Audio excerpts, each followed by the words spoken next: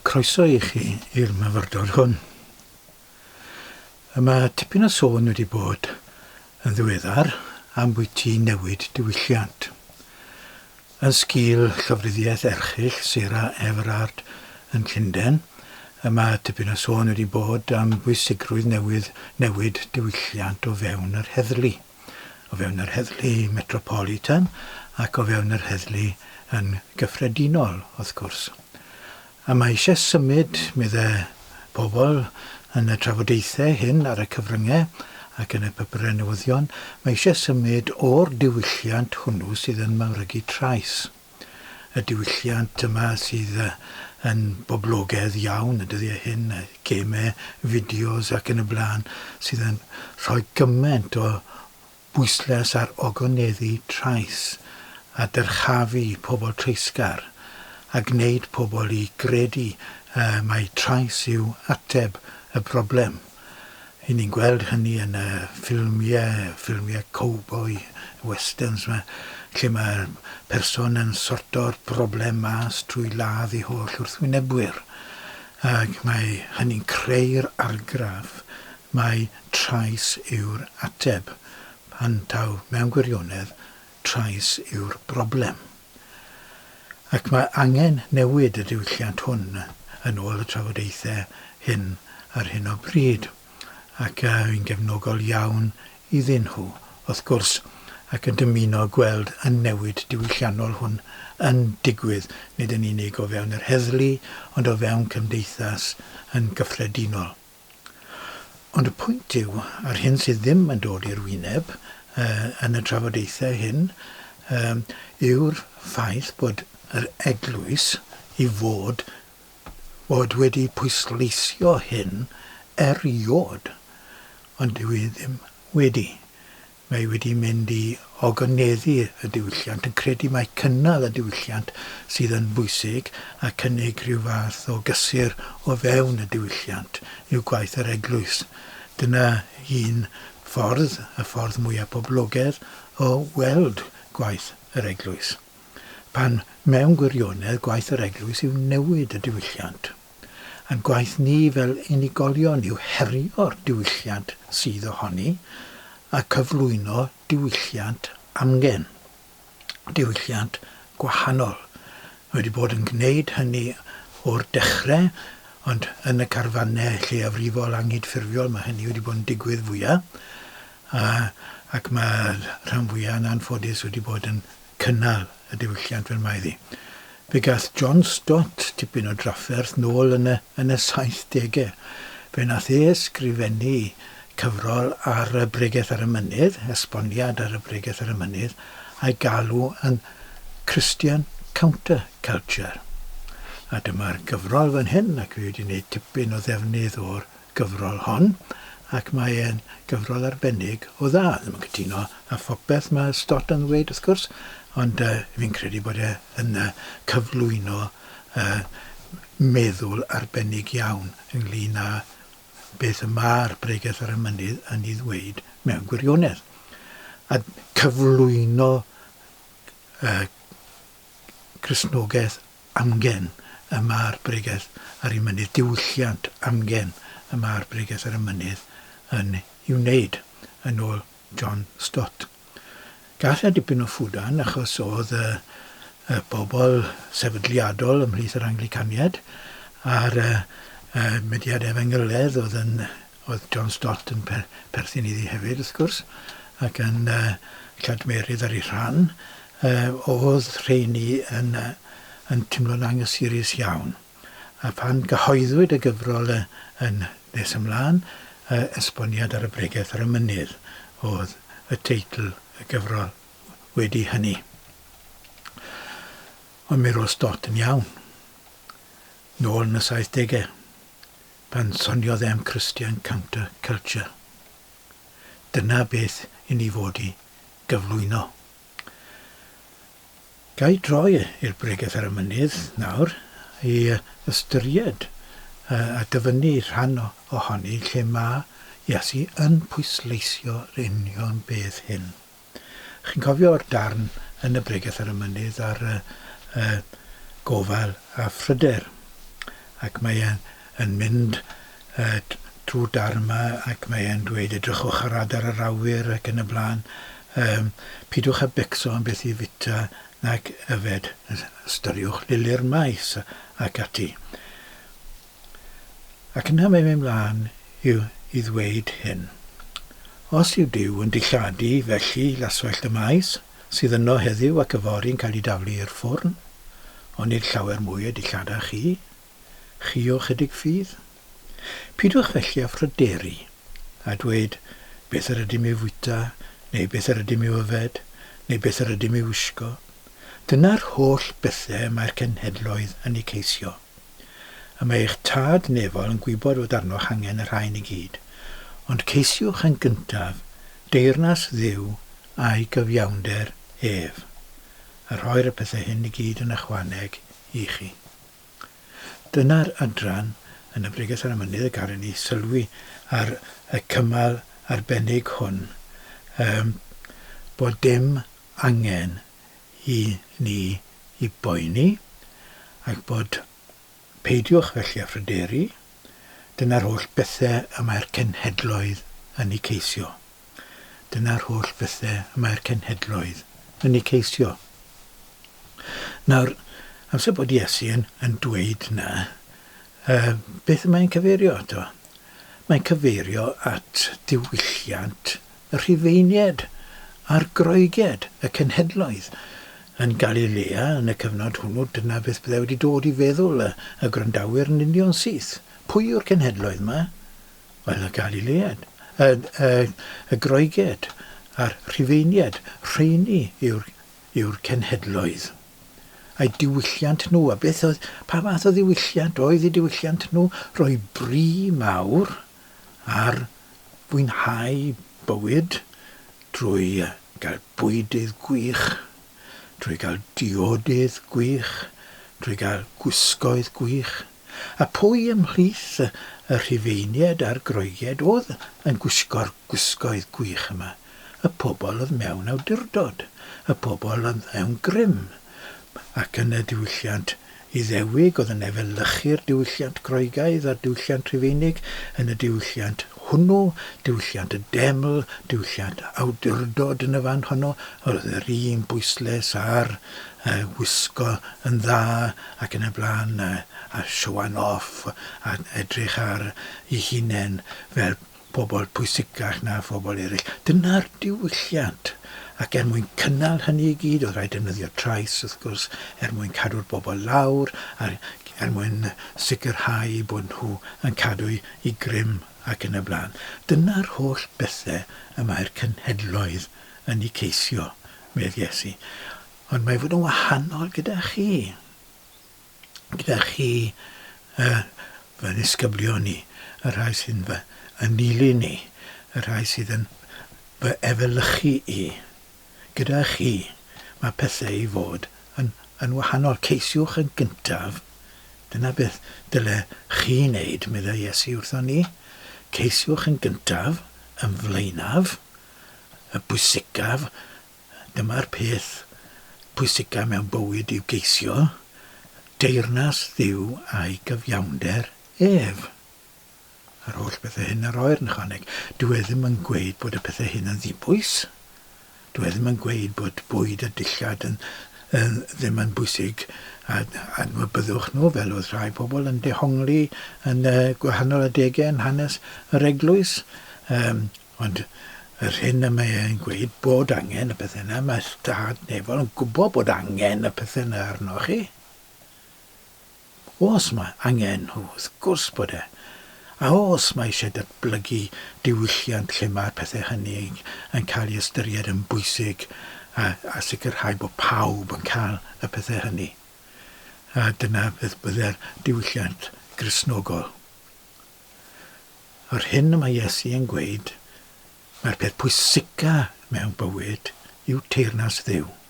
Y deyrnas honno y mae'n paratoi ni ar ei chyfer ac yn arwen ni tuag ati, sef cyflawniad yr amser, wrth gwrs, pan byddai Duw yn teyrnasu at bawb a pawb yn cydnabod brenhiniaeth yr arglwydd a pawb yn dilyn ffordd Iesu a pawb yn dod i sylweddoliad mae ffordd Iesu, ffordd ddi-drais, ffordd cariad, ffordd tangnefedd, ffordd cyfiawnder yw'r ffordd.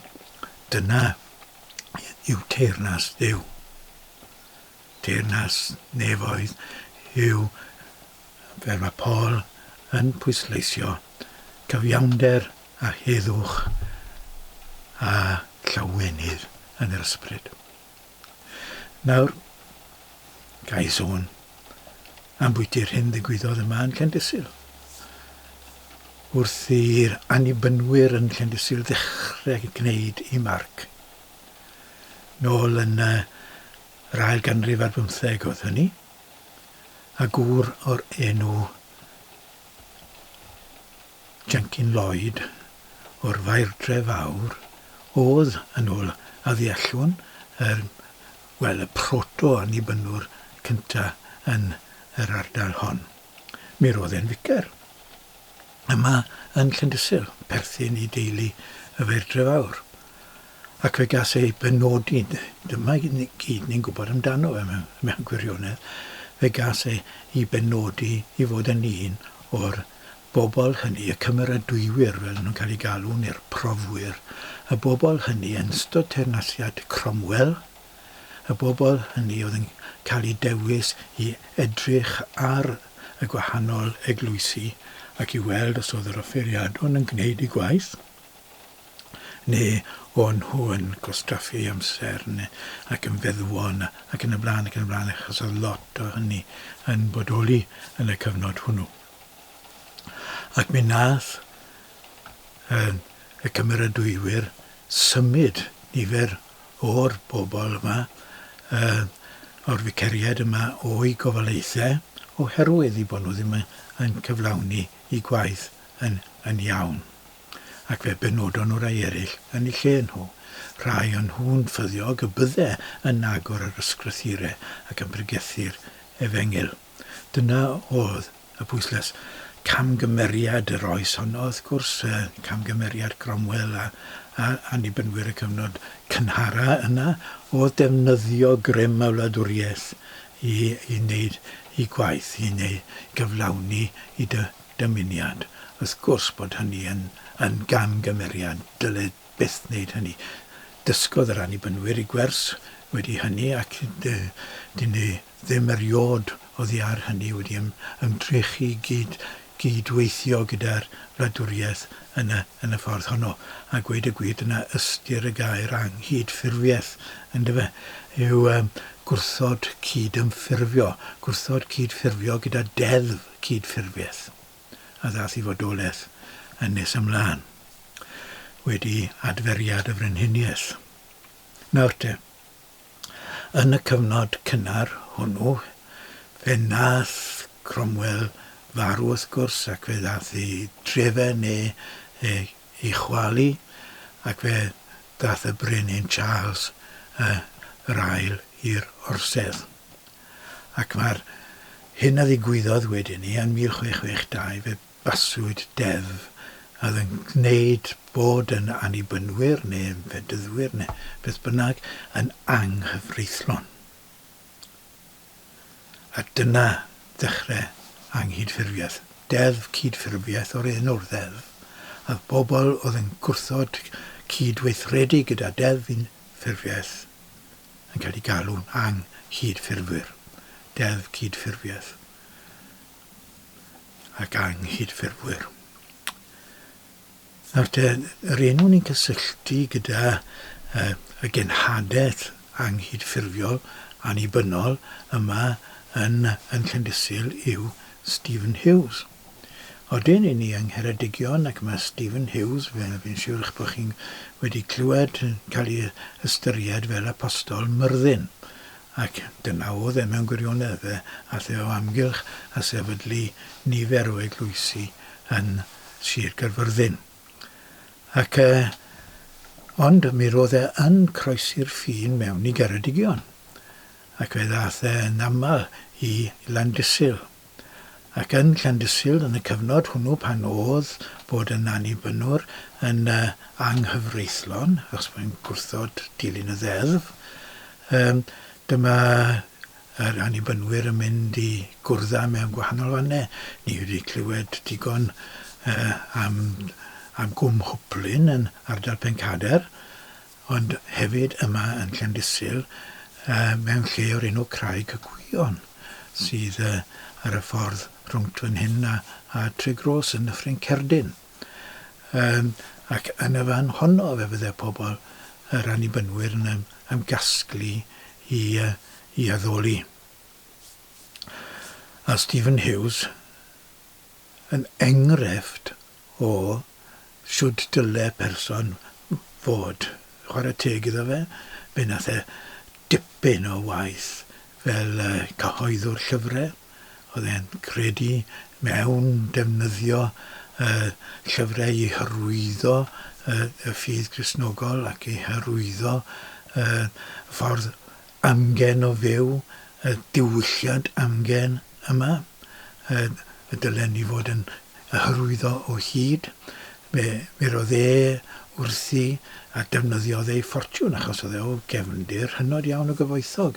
Oedd e'n perthyn i deulu gyfoethog o busnes yn Nghaerfyrddin. A gweud y gwir, pan o'n i'n dechrau yn weinidogaeth ym Mhencader, oedd T.P. Hughes, siop yn Heol Awst Cyfyrddin yn dal i fynd. A dyna'r un Hughes, mae'n debyg, a teulu Stephen Hughes. Ac roedd wedi defnyddio, briododd yn dda hefyd, a merch cefnog iawn, ac ddefnyddiodd ffortiwn i gyd mwyn argraffu llyfrau ac anelu llyfrau at y werin bobl.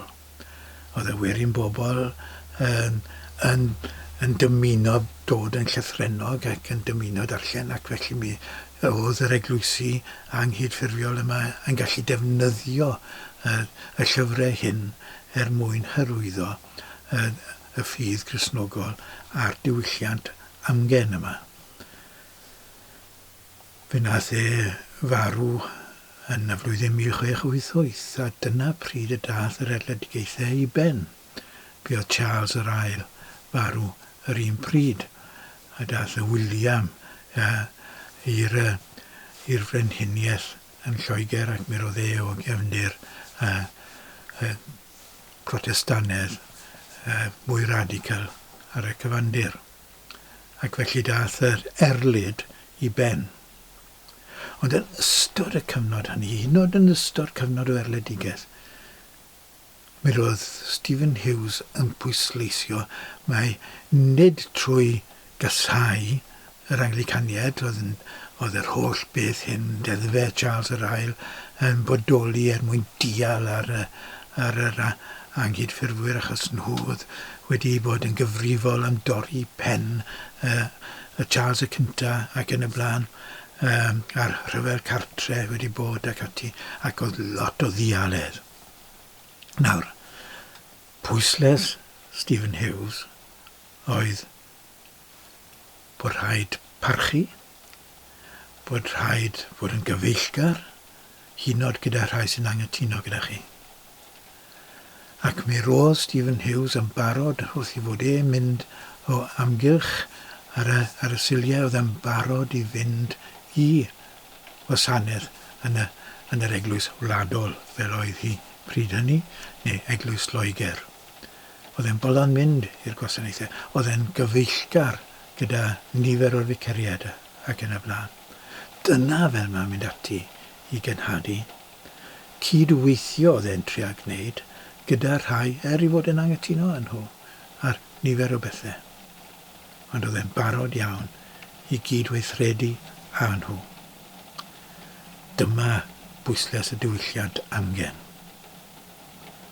Dyw trais yn ateb dim. Mae rhaid newid y ffordd yn llwyr. Helpa ni i fabwysiadu'r diwylliant hwnnw o Dduw. Amen.